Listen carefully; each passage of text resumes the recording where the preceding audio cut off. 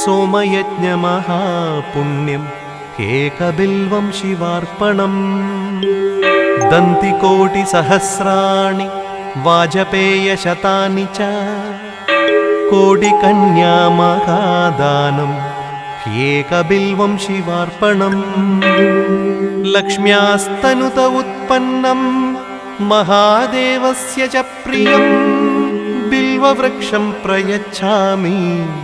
एकबिल्वं शिवार्पणम्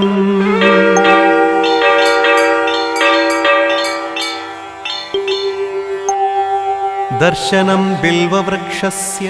स्पर्शनं पापनाशनम् अघोरपापसंहारम् एकबिल्वं शिवार्पणम् काशीक्षेत्रनिवासं च कालभैरवदर्शनम् प्रयागमाधव